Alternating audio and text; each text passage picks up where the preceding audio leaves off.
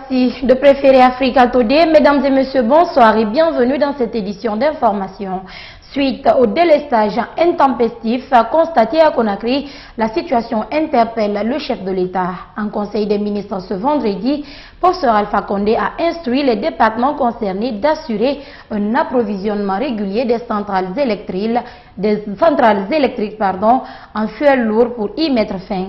Concernant les zones rurales, le ministre de l'Énergie et de l'Hydraulique a soumis au Conseil un projet de décret portant création, organisation et fonctionnement de l'Agence guinéenne d'électrification rurale. Décryptage d'Aouda Mohamed Kamara. Depuis un certain temps, la capitale Conakry fait de nouveau face aux coupures sans cesse d'électricité dans les ménages. Vu donc la période d'étiage que traverse le barrage Caleta, le président de la République soumet le département de l'électricité et de l'hydraulique à l'exploitation très rapide d'un plan B. Le chef de l'État a demandé au ministère en charge de l'énergie de procéder au lancement de l'appel d'offres concernant les 4 barrages hydroélectriques programmés pour la Guinée dans le cadre du programme intégré de l'électrification rurale. Cette décision résulte du dernier conseil d'administration de l'initiative africaine des énergies renouvelables et concerne les localités de Kindia, Tougué, Massanta et Dabola. Conakry n'a certes pas d'électricité à la grande satisfaction des populations, mais au-delà, selon Cheikh Talibé Silla, 80% de la population guinéenne n'a pas accès au réseau national d'électrification, même pas une source d'électrification, et c'est là, surtout en milieu rural. D'où donc la nécessité de création d'une agence nationale d'électrification rurale. Le ministre a indiqué que les principales contraintes dans le développement de l'électrification rurale demeurent le manque de ressources pour financer les investissements et l'absence de cadre institutionnel approprié.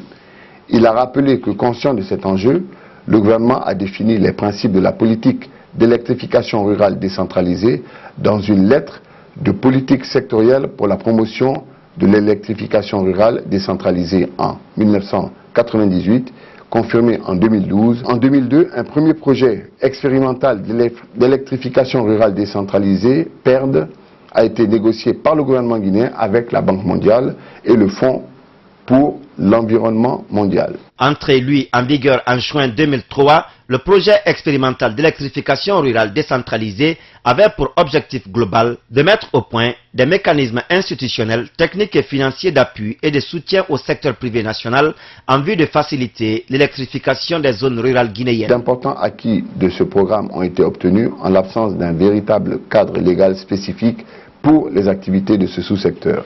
C'est pourquoi l'un des objectifs majeurs du PERD a été de faire évoluer le cadre institutionnel du sous-secteur de l'électrification rurale décentralisée à travers l'adoption en septembre 2013 de la loi 061 CNT portant sous-secteur de l'électrification rurale. Il a indiqué que dans le cadre de la transformation du BERD en AGER, la Guinée a obtenu le soutien de la facilité pour le dialogue et le partenariat de l'initiative de l'Union européenne pour l'énergie. Ce processus de transformation doit être complété par l'adoption et la signature du présent décret portant création, attribution, organisation et fonctionnement de l'AGER. A noter que l'initiative Énergie durable pour tous, lancée par les Nations Unies et les activités menées dans ce sens en Guinée par le PNUD et la Banque mondiale, renforcent également la nécessité d'agir vite, et cela très vite. Le gouvernement guinéen, à travers le ministère du Budget, est résolument engagé dans la transparence budgétaire. C'est à cet effet que le département du budget a présenté ce jeudi devant les représentants des associations de presse et des collectivités déconcentrées un document appelé Guide citoyen. Ce document vise à faire comprendre à la population c'est quoi le budget et comment il est orienté. Les détails, c'est avec Oumar Sow. C'est pour faciliter la compréhension du budget de l'État par tous les citoyens que ce guide a été initié. Selon le ministre du dit département, ce document renseigne la population sur la façon dont l'État utilise son budget, volets recettes, dépenses et soldes pour influer sur l'organisation et le fonctionnement de notre économie. Et nous avons produit des guides qui sont qu'on appelle guides budgétaire qui simplifie en fait et fait une extraction de certains éléments du budget et qui doivent nous permettre aux populations de comprendre quelques éléments du budget, comment est-ce qu'il est exécuté, qui sont les acteurs qui interviennent dans toute la chaîne d'exécution budgétaire et éventuellement comment est-ce qu'après exécution, qu'est-ce qui arrive, parce que tout le monde est censé rendre compte. Donc nous veillons aussi à ce que les responsables qui reçoivent les subventions publiques sachent aussi qu'à un moment donné, ils doivent aussi rendre compte. C'est un argent public et donc cet argent public, une fois qu'on l'utilise, on doit pouvoir rendre compte. Avec cette transparence engagée dans la gestion du budget de l'État, les collectivités déconcentrées entendent jouer leur partition dans la vulgarisation de ce guide auprès des citoyens à la base. Ce qui est important dans aujourd'hui la journée, c'est la transparence. Il est bon que lorsqu'un budget est élaboré, que le citoyen soit au courant du budget et qu'il soit au courant du montant qui sera utilisé pour cette année pour sa commune. Pour faciliter la compréhension de ce document budgétaire qui est en français, il a été transcrit en alphabet nko et arabophone. Une manière pour les initiateurs de permettre à la population locale de se procurer de ce guide qui dépeint le budget. Pour le ministre, avec l'élaboration de ce nouveau document, la population sera désormais informée sur la gestion et les orientations budgétaires. L'engagement que nous avons pris, nous procédons à un transfert d'une partie des subventions aux communautés, qu'elles soient décentralisées ou déconcentrées. Nous avons pris l'engagement de publier, d'en informer tous les bureaux de presse, d'en informer les différentes radios pour qu'ils annoncent aux populations que l'argent public arrive. Il revient aux responsables qui sont censés utiliser ces ressources de s'assurer qu'il y a un consensus autour de l'utilisation qui doit en être faite. Donc c'est absolument important que l'on développe les dynamiques économiques locales et que les populations ne soient pas forcément obligées à se déplacer pour aller vers là où il y a les ressources. Mais les ressources doivent les trouver sur place et que ça permette justement de développer les activités économiques locales. Mohamed Lamine Doumbouya reste déterminé sur la pérennisation de cette initiative en publiant dorénavant annuellement le guide guinéen sur la loi de finances. Les autorités guinéennes résolument engagées vers la matérialisation du partenariat public-privé très dynamique dans le pays.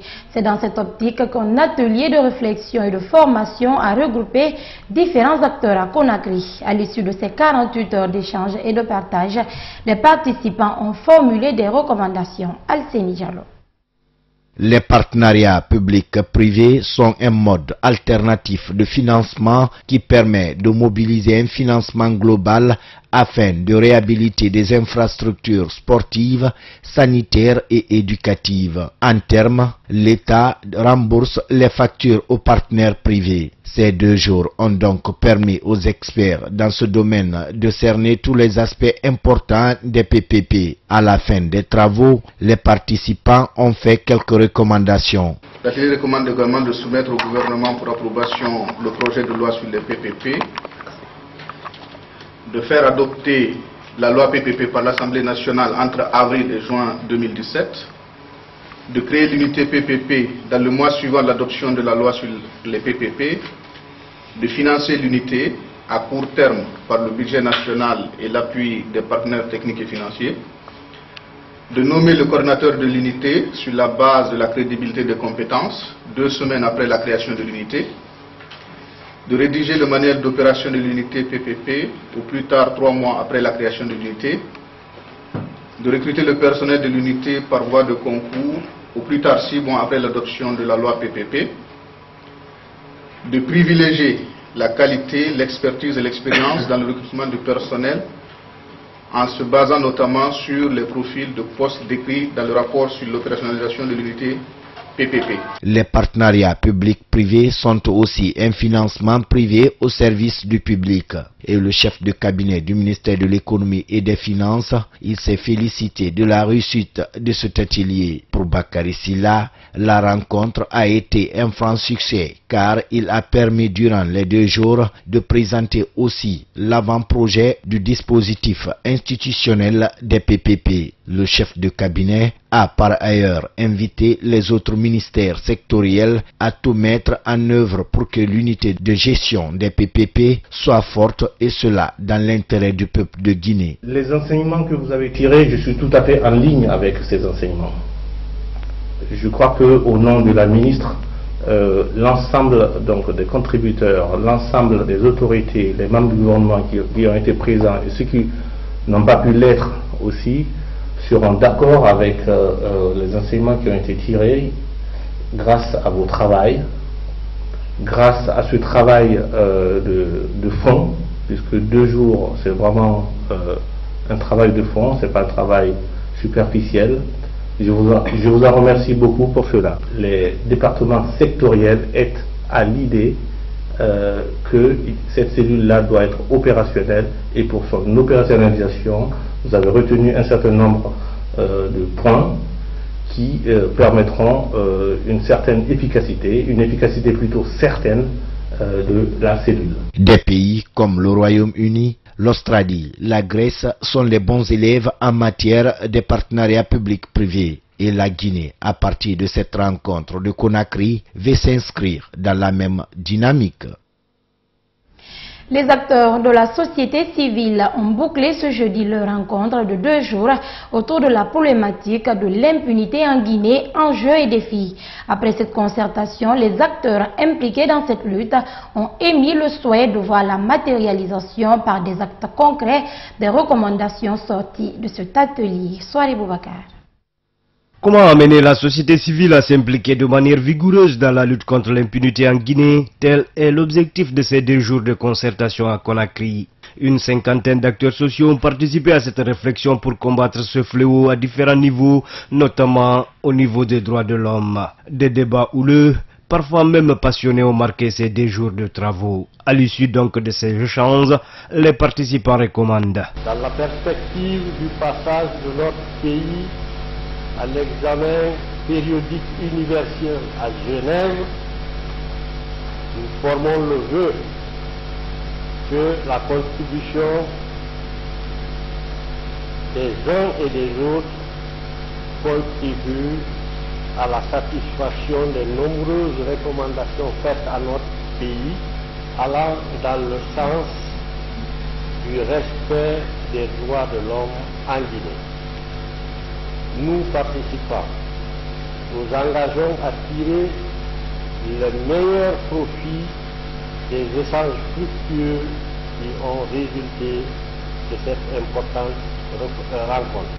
En s'engageant ainsi à s'impliquer dans la résolution de ce phénomène national qui est l'impunité, ces acteurs de la société civile et des organisations de défense des droits de l'homme sollicitent la multiplication de ce genre de formation. Pour Aboubakar Ndiaye, régisseur et chef d'équipe du PASOK, l'éradication de ce fléau demande l'implication de tous et à tous les niveaux. L'impunité n'est pas seulement l'absence de sanctions, elle peut être aussi une insuffisance de sanctions.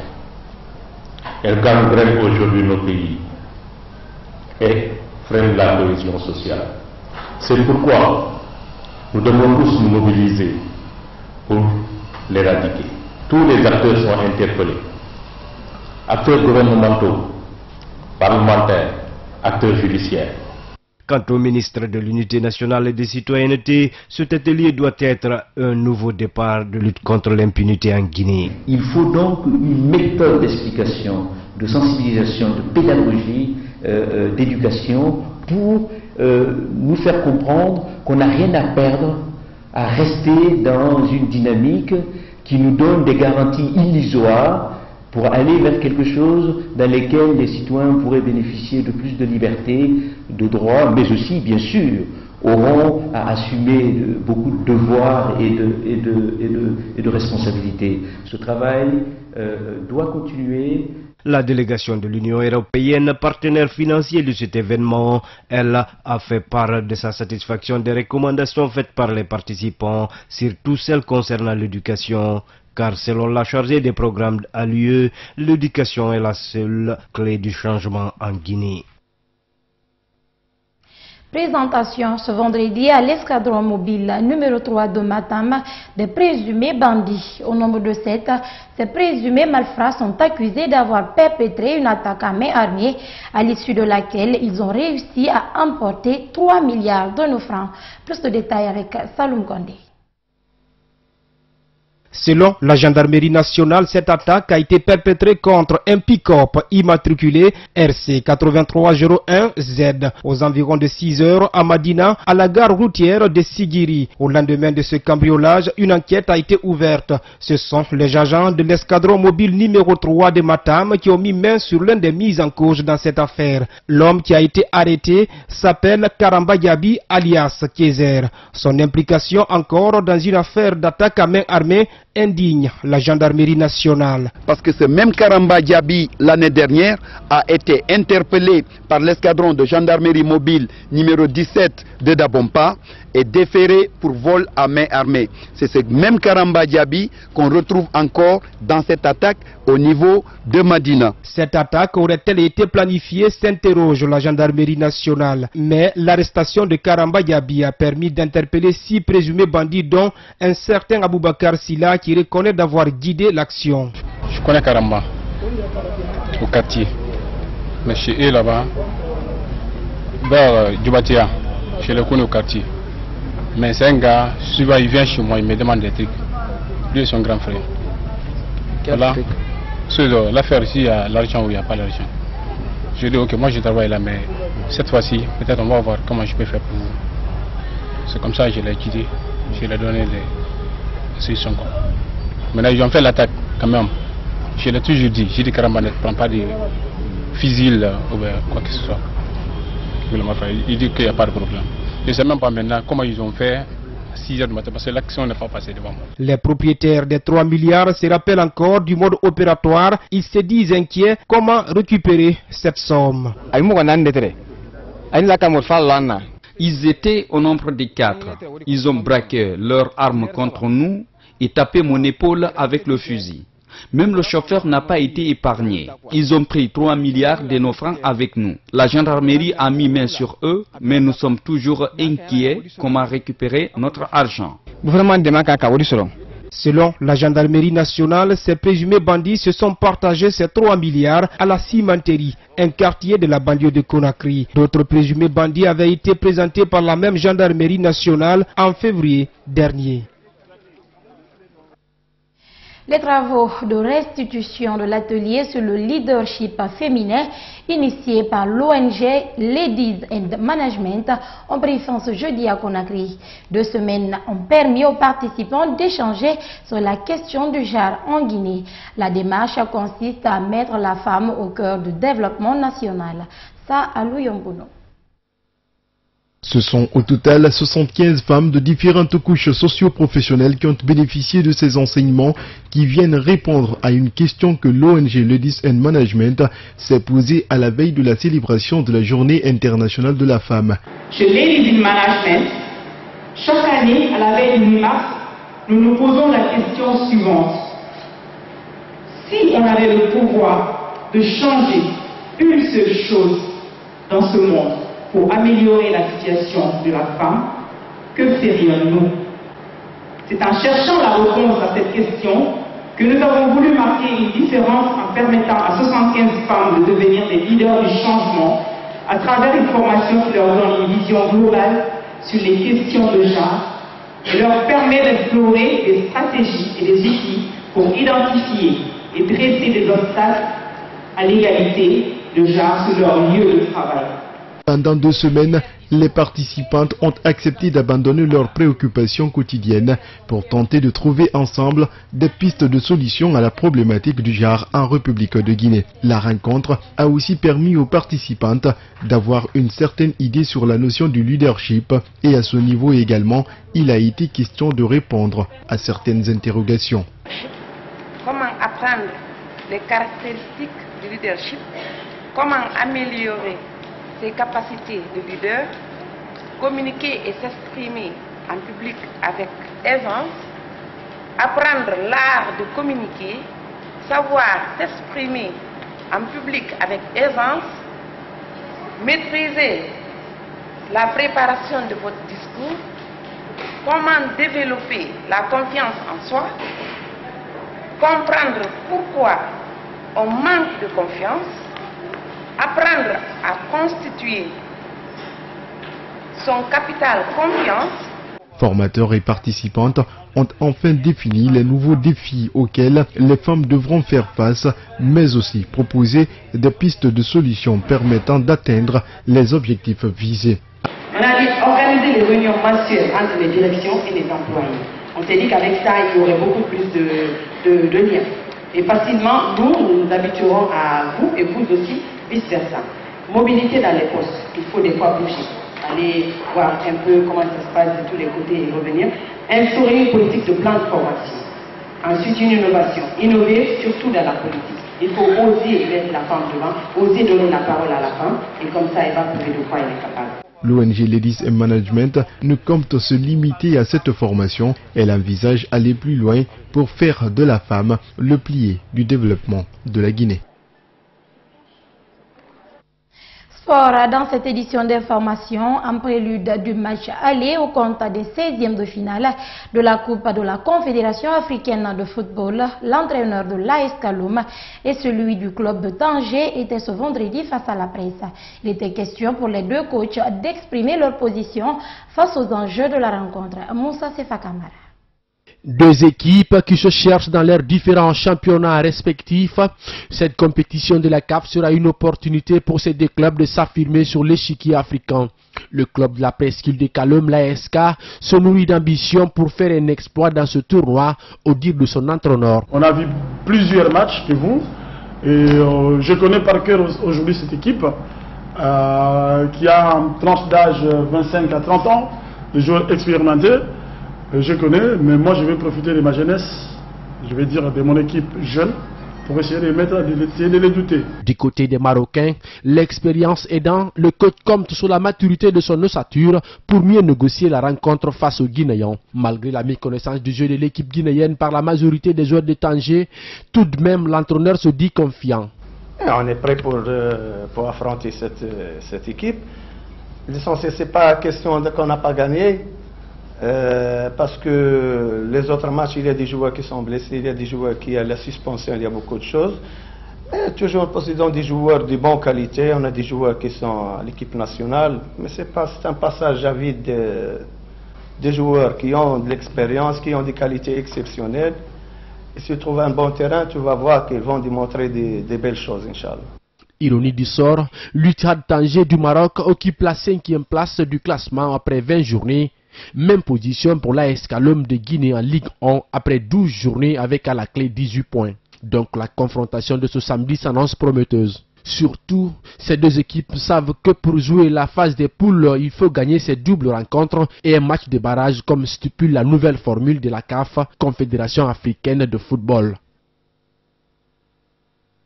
Aux États-Unis, le nouveau décret anti-immigration entrera en vigueur le 16 mars prochain, une seconde mouture du premier texte controversé, mais là encore, 5 États estiment la nouvelle version contraire à la Constitution et entament donc une nouvelle bataille judiciaire. Regardez. Hawaï est le premier État à demander une suspension provisoire du texte auprès de la justice fédérale. Les États de New York, Washington, Minnesota ou Massachusetts ont suivi le mouvement. Ils estiment que le nouveau décret anti-immigration signé lundi par le président américain est contraire à la Constitution. Nous expliquons que c'est la première fois qu'un président lance un décret qui interdit le territoire aux personnes uniquement sur la base de leur nationalité. Ce dernier prévoit une interdiction de territoire de 90 jours pour les ressortissants d'Iran, de Libye, de Syrie, de Somalie, du Soudan et du Yémen. Seul l'Irak, qui figurait dans le décret initial, a été retiré de la liste. La restriction ne concerne que les nouveaux demandeurs de visa. Cette fois-ci, la contestation du décret pourrait être plus difficile car les modifications apportées par Donald Trump permettent des exceptions en faveur d'un nombre élargi de demandeurs. Mais les anti-Trump restent mobilisés. Le nouveau texte entrera en vigueur le 16 mars prochain. Direction le Brésil où sévit une terrible épidémie de fièvre jaune, une épidémie sans précédent. Première victime, les singes. Ils meurent par milliers. La vaccination est de plus vivement conseillée aux humains. Suivez. Jamais le Brésil n'a été confronté à une telle épidémie de fièvre jaune depuis les années 60. En à peine plus de 2 mois, plus d'une centaine de personnes en sont mortes et le virus est désormais présent dans les États les plus peuplés. Il menace maintenant les grands centres urbains, d'où cette campagne de vaccination à grande échelle. J'ai déjà demandé au préfet d'augmenter le nombre de centres de vaccination et de nous donner aussi vite que possible les 3 600 000 doses de vaccins que l'État d'Espírito Santo a besoin. Plus de 14 millions de doses de vaccins sont mises à disposition dans les États concernés pour éviter une véritable catastrophe sanitaire.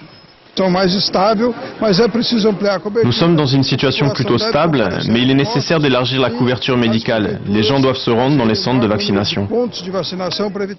Mais les premières victimes de la fièvre jaune sont les singes, pour qui aucun vaccin n'existe. Particulièrement vulnérables face aux moustiques tigres, vecteurs du virus, plusieurs espèces ont déjà disparu dans certaines régions et c'est l'ensemble de la forêt qui est maintenant menacée de déséquilibre. Ces primates jouent un rôle central dans leur écosystème.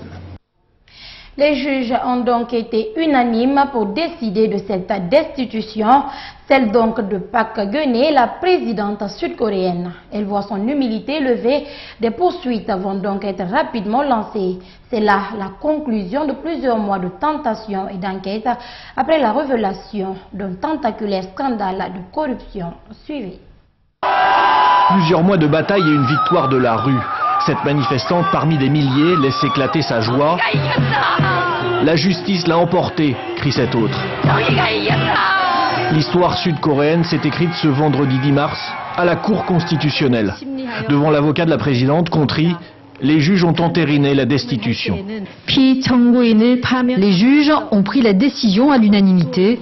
Nous destituons Park Geun-hye de sa fonction. Pour tous ces gens, la pression de la rue n'est pas étrangère à l'arrêt de la Cour. Je me souviens des jours qu'on a passés dehors à manifester et je suis content, j'en ai les larmes aux yeux. Mais la Corée du Sud est maintenant politiquement et violemment coupée en deux. Les manifestants en soutien à Park Geun-hye, même minoritaires sur le territoire, ont eux aussi pris la rue à l'annonce de la destitution. Des scènes de grande violence ont eu lieu. Certains ultra-conservateurs pro-Park Geun-hye, souvent très âgés, ont attaqué la police et des journalistes en criant qu'ils voulaient brûler la Cour constitutionnelle. Ces affrontements violents ont fait 2 morts. Parmi ceux-ci, un homme de 72 ans qui est tombé d'un car de police où il était monté. Le Premier ministre a appelé au calme, lui qui détient tous les pouvoirs exécutifs depuis le mois de décembre. Depuis 3 mois, la présidente, elle, vit recluse, regrettant sans cesse ces années où, dit-elle, elle a trop fait confiance à son amie. Son amie, Madame Choi, sa confidente, au centre du scandale financier. Elle a soutiré des millions aux grands groupes industriels, profitant de sa position préférentielle auprès d'une présidente sous emprise. Park Geun-hye, passée de la lumière à l'ombre en à peine 5 ans. En 2012, elle est élue avec le plus grand nombre de voix de l'histoire. En 2017, elle devient la première présidente limogée. Et elle pourrait maintenant faire face à la justice. Des poursuites sont attendues pour éclairer le peuple coréen sur ce scandale historique de corruption et de trafic d'influence à grande échelle. Une voiture volante qui viendrait vous chercher où vous voulez et quand vous le souhaitez, en plein embouteillage par exemple. Airbus a fait hier sensation en présentant un concept de drone navette. C'était au Salon international de l'automobile de Genève. Voici la présentation de ce petit bijou technologique. Fini l'enfer des embouteillages. Imaginez-vous dans 7 à 10 ans, vous empruntez ce véhicule, vous aurez commandé de chez vous par exemple, vous lui indiquerez votre destination et au moindre bouchon, ce module, sorte de drone à 8 rotors, viendra prendre votre véhicule, vous transportera dans les airs, laissant le châssis au sol, qui rentrera seul au parking. Entièrement automatique, le module aérien viendra vous chercher là où vous êtes. Inutile d'être un pilote. Vous n'avez rien à faire. Vous avez décidé de prendre un train, il y a de la circulation, peu vous importe. Vous pourrez passer de la route au train ou à tout autre moyen de transport sans jamais sortir de votre véhicule. Et bien sûr, l'ensemble non polluant fonctionnera à l'électricité. Voilà Voilà, c'est cet élément qui met fin à ce journal réalisé par toute l'équipe de la rédaction. Merci à tous et bon week-end à vous. Au revoir.